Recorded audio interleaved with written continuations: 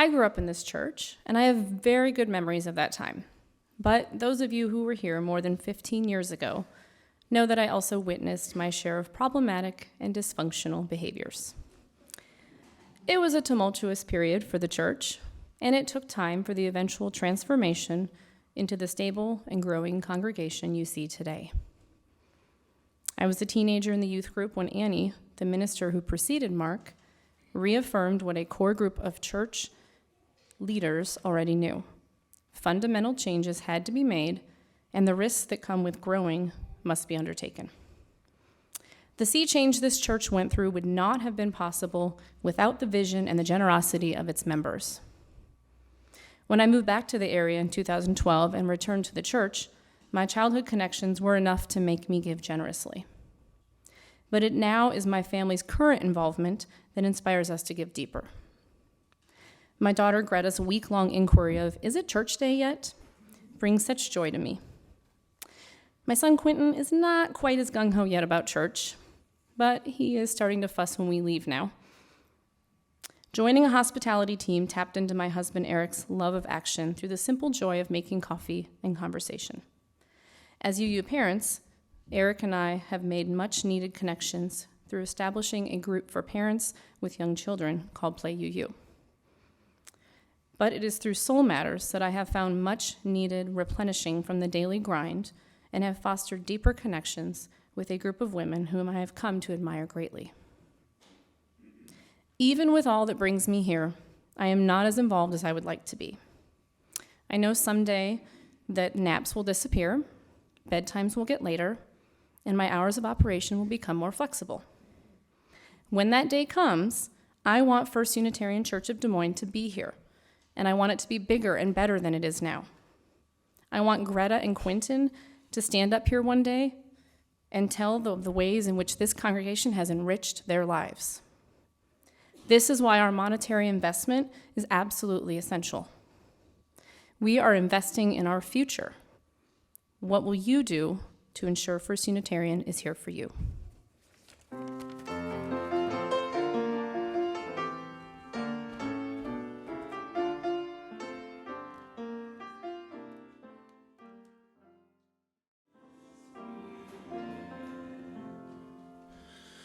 Before Kate and I started coming to this congregation, it had been years since I had attended church. In those years, I hadn't really stepped away from religion as much as I went on an independent spiritual exploration. I guess I became my own pope. When we started looking for a church community, I was concerned that I might be forced to give up my freedom of religion. But after discovering First Unitarian and exploring the community built here for the past 140 years, I began receiving returns in what had up to this time been a very small monetary investment. I could be my own pope. Just imagine the cost of that had I tried to do that for real. I mean, the outfit alone would have cost more than I had given to First Unitarian up to that point. Then there are the travel expenses saved. It's not uncommon for me to be someplace and wish I was somewhere else. For instance, I might be sitting at home watching TV with Kate. It's cold outside, the prediction is for more snow, and I'll think, geez, I wish we could be on Cocoa Beach right now, drinking something fruity and alcoholic, and dancing to live reggae music. I checked. The flight and the hotel alone would be over $1,200. Now, am I saying the church is going to be sending us to Florida? Of course not. But you see, there have been instances time and time again in this church when I was pulled from my internal reverie, brought to the here and now in valuable ways. Like a few months ago when in the middle of a sermon by Reverend Aaron, Moira started singing in the back of the auditorium in her clear, pure voice. First came chills, and then came tears. A few years ago, we got to say goodbye to a good friend while she could still hear it. Laughter, and then tears. Many, many times in small group ministry and Soul Matters. This moment, right now, when I realize I'm exactly where I want to be. Then there's the time I gave my first public guitar performance of a song I had written. Right there. Does any of you remember that? First, please don't forget to buy a poinsettia. Can you imagine what it would have cost to rent Carnegie Hall and all the promotion? I mean, a full-page ad in USA Today is not cheap. There's the time Reverend Mark was a tremendous help to me in getting over an issue with my brother, or the times I felt down, even on the verge of being defeated by the world, when a few words from Pastor Aaron or soon-to-be Reverend Linda or countless others here at First Unitarian brought me back. It's far, far cheaper than therapy, much more effective than popping bubble wrap. Pretty good return for what I give. And then there was the January service. Some years ago, Mark asked us to write down on a card 3 things we want to leave behind and 3 things we want to carry with us into the new year. Then we were to tear the card in half and leave behind the one as we walked through the door carrying the other. I still carry that card with self-love, self-respect, and self-confidence written on it. Though I probably don't have to, because in no small way the community of this church has helped me to learn how to carry them in my heart. And that is priceless. Pretty good return on my investment.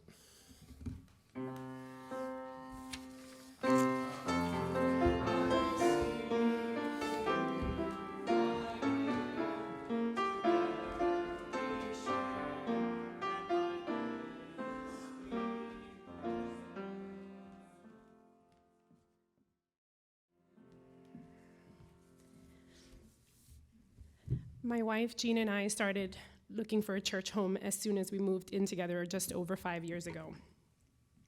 From our former home in Oakland, California, to our current home in central Iowa, we've been looking for church love in all the wrong places. For me, I've been seeking church community since I left my childhood Pentecostal church almost 20 years ago, when my individual beliefs diverted from that tradition. We visited a lot of churches, both UU and others, and we found a lot of things missing. Some lacked a commitment to social justice, others a focus on personal development. Some churches didn't work to build connections within their congregations, and some were short on spirit and passion for living. We also didn't see a lot of diversity in age, race, or family structure in the congregations we visited. Our church love story turned a corner when we found First Unitarian. At our first visit, we immediately fell in love with Mark and his sermons. They were passionate and funny and honest and authentic, and always seemed to pierce through whatever distractions we brought with us that day. We kept coming back for those sermons, and we decided to become members in November of 2013. A month later, we moved to Ames, but we kept making the trip back here. In our effort to build more connections in the congregation, I joined a Soul Matters group in the fall of 2014. I loved it. I was the youngest person in the group, and I'm not young. And I gained a lot from sharing that space with people from different backgrounds than my own, reflecting on their values and beliefs as a religious group. The discussions took what seemed like complex principles of Unitarian Universalism and made them concrete in my life. It operationalized a new and different faith tradition for me. I've continued to participate in small group ministry since then, facilitating my own Soul Matters group, and I'll be doing the short version too, this year, as well as Wellspring, a year-long spiritual deepening class. Making our church love story literal, my wife and I are also facilitating Principal Commitment course on committed relationships, actually today, helping to support couples in the faith. We've grown as a family in the time that we've been here. Our son, Tonio, was born March of 2014 and was dedicated here a year after we became members. It meant a lot to me that this community is committed to supporting our son's spiritual and emotional development. More than almost any other place in our lives, First Unitarian has embraced the expansion of our family in so many ways, but not limited to childcare available for any event we would like to attend, and a whole host of people who lovingly greet our strong-feeling toddler.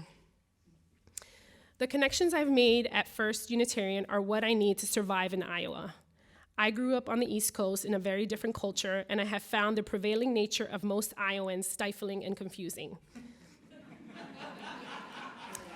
This church, the groups I take part in here have become an oasis in a sea of polite, superficial interactions.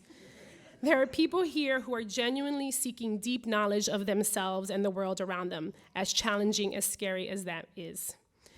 This church sustains me and sustains my family. I feel proud of the fact that as members, we sustain the church as well. It is because of the financial support the congregation provides that we are able to rely on great childcare, accompanying with a huge array of programming at the church. It is also because of that support that our church has sustained a staff of people who push our thinking, welcome our families, expand our impact on the community around us. As a mental health therapist, I know that showing up for the people we love is key to a strong relationship. Now that we have found our home here, we are committed to financially showing up to keep our church love story growing.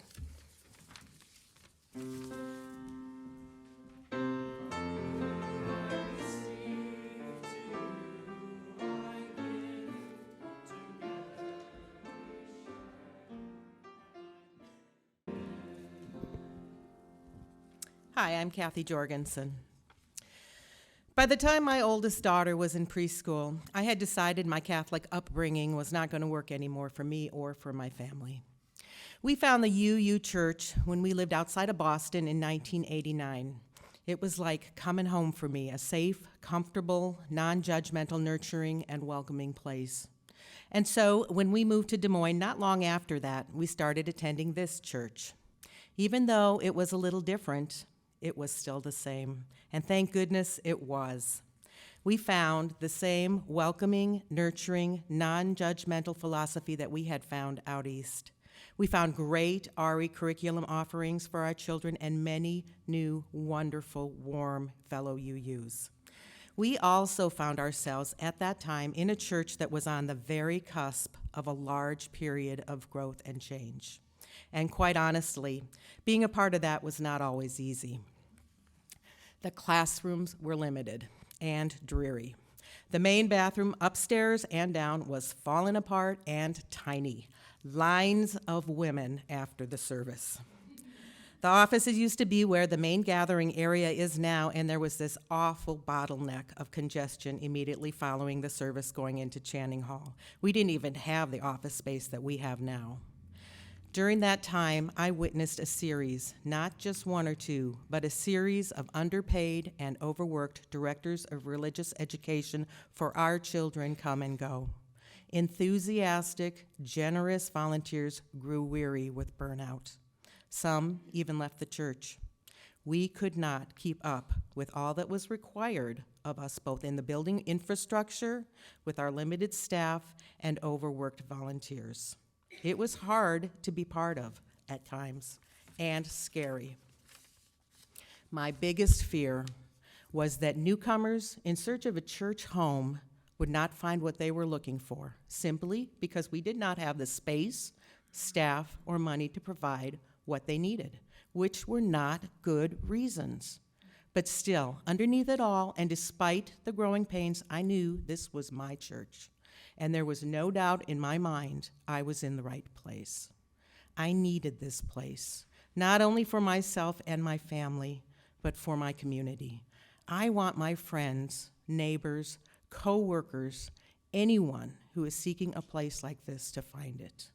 Fortunately, I recognized and accepted the reality that to overcome the building and staffing problems, it would take more than just volunteer hours to do this. And I say fortunately because there is no doubt in my mind that the financial support we provided then and provide now to this congregation ensures that it is the kind of community I am proud to call my home. We have increased our pledges significantly over the years, even during times when we were financially strapped with only one income or when our combined income was cut significantly due to the economic downturn. We continued to give as much as we could because this is our home and because we want this to be a home to others who seek a place like this. And we not only give generously in our pledge, but also for other special expenses. We contributed a significant amount of money to the capital campaign years ago. And when the project expenses exceeded expectations, we gave even more. And at times we have also donated to special projects that benefit all of us, because we know the importance of maintaining this wonderful building as well as our unique site, which it is situated on here in the center of Des Moines with the woods and stream that our church community is so fortunate to enjoy. Now, I'm not looking for praise or recognition. I just want you to know how very important this place is to me. I want it to be the best it can be, and I know that in order for that to happen, I do not just show up or even just volunteer time. I also must support this wonderful church home financially in any way I can to ensure the future of this place for all who seek it.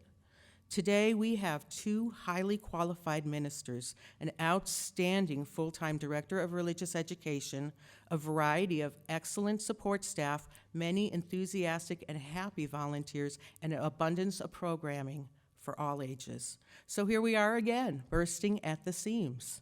Not dreary or as cramped or run down as 25 years ago, but still bursting at the seams nonetheless. It's a great problem to have, right? The love and fellowship I feel being a part of this community is amazing. And how thankful I am that we were able to raise both our girls in this church. And to now have our granddaughter be able to grow up in this community is a real blessing. I cannot tell you how much joy it brings to Chris and I to have Daisy drag us to church every Sunday, as well as every Wednesday evening. So I will continue to gladly support this church financially, and I remain hopeful that it will always be a place that can meet the needs of those seeking a home like this, even in periods of growth and change.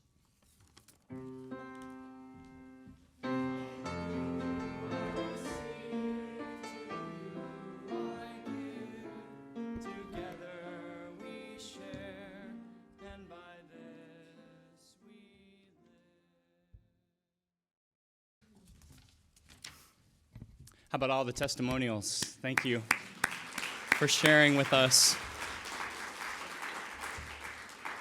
Always grateful when members give voice to the importance of this place in their lives. When I think about the return on investment in our church, a long list of payoffs comes to mind for me. I think about all of the people who have come through the receiving line after services over the years with tears in their eyes, because something in the service touched them deeply, or they were so relieved to have finally come home to a congregation where they do not have to hide who they are or what they believe. I think about the young people I have seen grow up in this church during my almost 15 years as your minister, who have become thoughtful, confident adults who are making a difference in the world. I think about all the young people and adults who are here today who are benefiting from our approach to religious education, especially our OWL programs, our Whole Lives Human Sexuality curriculum, that empower them with a holistically healthy understanding of their very humanness. In a world where sexuality is manipulated for profit, where we are bombarded with the objectification of women, where restrictively binary understandings of gender and prioritization of heteronormative approaches to life do real damage in people's lives, our choice to equip our young people with the kind of information shared through OWL is an act of justice and compassion whose value cannot be measured. I think about the opportunities for connection that this congregation provides. Connection to ourselves and to the meanings of life, connections to each other through thoughtful programs and classes, connections through conversation and music making and service. Multi-generational connections that enable us to learn from the wisdom of those older than us and that remind us of the lessons we lived through in our youth. I think about how many people of all ages I would not have had the privilege to know were it not for this church. I think about all the creative interchange I have had here, and I know others have had as well. I think about all the ways this congregation employs talented, dedicated people to serve with us, how we offer fair compensation and have humane personnel policies, how we live our values through our generosity to our staff, reminding ourselves that paying good people well keeps everybody happy. I think about the generosity that so many of you have shown to this congregation, how I have learned how to be more generous myself through your loving examples of selfless giving. I think about the stands this church has made over its history for things that really matter. Things like women's suffrage, civil rights, LGBT rights, marriage equality, access to mental health services and health care, death with dignity, environmental justice, restorative justice, and now Black Lives Matter. I think about when I served as chair of the Interfaith Alliance of Iowa and Project Iowa, or when Aaron or I have participated in public witness, and how people could see the values of our church through the commitments of its ministers. I think of when in 2007 I had the great privilege to officiate the first legally recognized same-sex marriage in Iowa history, not on my own, but as a minister of this church that has been standing up on behalf of LGBT rights at that time for more than 25 years. I think about the kinds of stands we might take in the days to come as we continue to expand our justice ministries and more often be the change we want to see in the world. I think of the partnerships we have been fostering. I think of how when Moan A. from Monsoon was here a few weeks ago to speak on behalf of her work with refugees, and she later shared that the kind of loving engagement and curiosity she experienced in our church among you was unlike what she typically gets to experience anywhere else in town. I think of all the amazing effort that has been shared on behalf of Days for Girls. I think of how we could help care for homeless families through Family Promise. I think of all the study and reflection and action that we have been pursuing on behalf of anti-racism and better understanding the realities and impacts of white supremacy on all of our lives. I think of the social justice empowerment workshop that's going to be held here at the end of the month, February 26th and 27th, an event that will help us discern the shape and structure of our justice ministries going forward.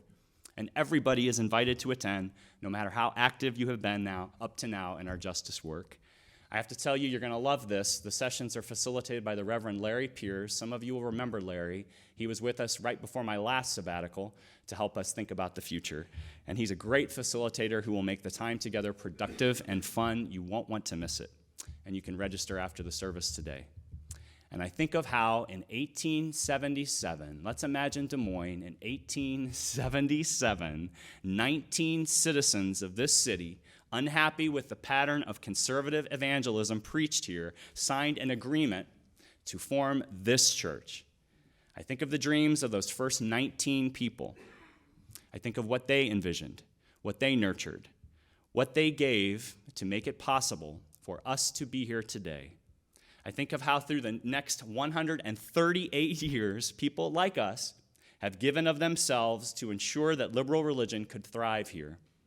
I think of the challenging days, too. I think of when money was tight here, the church was struggling to survive. I think of the membership plateaus and the declines, and how the faithful kept this congregation going in good times and in bad. And I think of where we are today, how the congregation in 2000 made the conscious decision to pursue membership growth so that more people could see themselves as part of the First Unitarian Church of Des Moines, so that we could experience the vital, healthy, visionary church we are today, and that we continue to become. And I think of how in 2014 we made the decision to hire Reverend Aaron as our associate minister to help us usher in the next era of our life as a church. How much is all of this worth? How can we possibly quantify the value of these investments? How can we express our gratitude for the generosity of those who have come before us? How can we show our faith for what we can still together become? We can continue to make our own investments. We can give generously, not just for us, but for those who will follow us, who will one day celebrate the choices that we make today. With your order of service, you should have received the brochure for our pledge drive, our budget drive. And in there, you will see that we are seeking a 12% increase overall in our pledges to continue our progress. You will find a fair share giving guide here at the bottom that will help you perhaps discern what a fair share pledge might be for your family. And you will see on the back how we currently allocate your generous gifts. But what you won't see in this brochure is what I most want you to know, and that is the true value of your investment. On the walls around you, you can't really see behind you, but on your way out the door today, I want you to take a look. You'll see these posters. They're really supposed to be magazine covers. Those of you that took part in the Make Your Statement sessions that the Board of Trustees offered in the fall will recognize what these are. They were, folks that attended those were invited to create magazine covers for the Church of Our Future when our church got attention for all that it was doing in the world. And I want you to take some time this morning on your way out to look at what your fellow church members are imagining we could be. I want you to see the words that pop out and the collective spirit that these posters represent. These images represent the church that we desire, the church that we want to be a part of. My favorite is the youth one. It says, "Be chill." I thought about putting it here on front of the pulpit. But I don't really want you to be chill about how you pledge. I want you to be fired up. I want you to think about how your generous contributions can help bring these dreams to life. I want you to think about how much you will appreciate having invested generously in a church that does all these things these posters suggest is possible. And whether today or at one of the small group sessions or one-to-one meetings later this month, I encourage you to offer this church a pledge that stretches you, that is perhaps more than you ever imagined you would give to this place. And I encourage you to stretch in your giving to this place that is so important for today and for tomorrow. I encourage you to stretch in your giving, not so much that it hurts, but so much that it feels good. And then I want you to be glad. Be glad that you have the opportunity to invest in the ministry of this church. Be glad that you get to contribute to the values and mission of this congregation, and be glad that your investment will matter so much, because it has, it does, and it will. Be glad indeed.